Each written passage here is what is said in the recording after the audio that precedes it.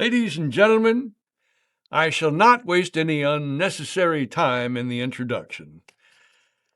I don't know anything about this man. That is, at least I know only two things. One is that he's never been in the penitentiary, and the other is I can't imagine why not. Now, I don't suppose I have been called here today as an expert on any topic in particular. That would show a lack of foresight on your part and deliberate intention to remind me of my shortcomings. I do enjoy a cigar. Ever since I was 10 years old. And I never smoke in excess. That is, I only smoke one cigar at a time. And I have it as a rule never to smoke while asleep. As for personal morals, I learned them from an early age. In fact, from the first time I ever stole a watermelon. Now, I stole it out of a farmer's wagon while he was waiting on another customer. Stole is a harsh term. I withdrew. I retired that watermelon.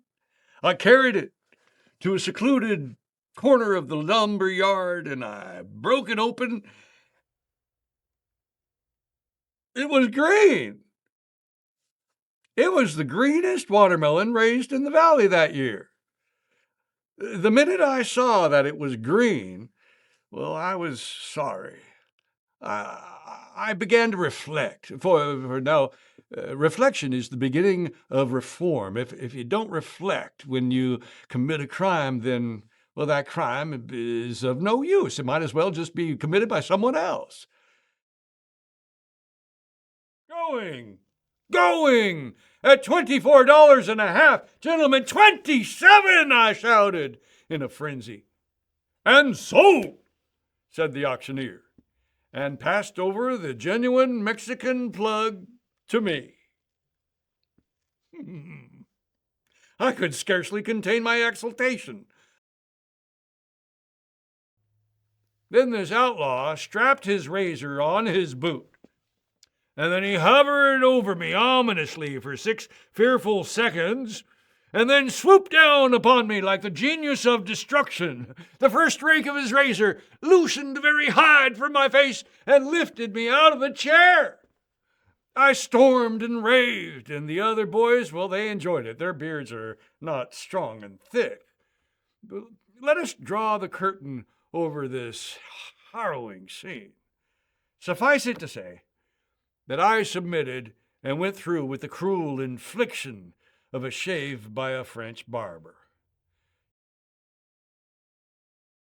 I leave you now with some words to live truthfully by. When in doubt, tell the truth. It will confound your enemies and astound your friends. And remember, truth has no defense against a fool determined to believe a lie. Furthermore, it's easier to fool people than to convince them that they have been fooled. And a lie, it can travel halfway around the world while the truth is still putting on its shoes. And finally, it is better to keep your mouth closed and let people think you are a fool than to open it and remove all doubt.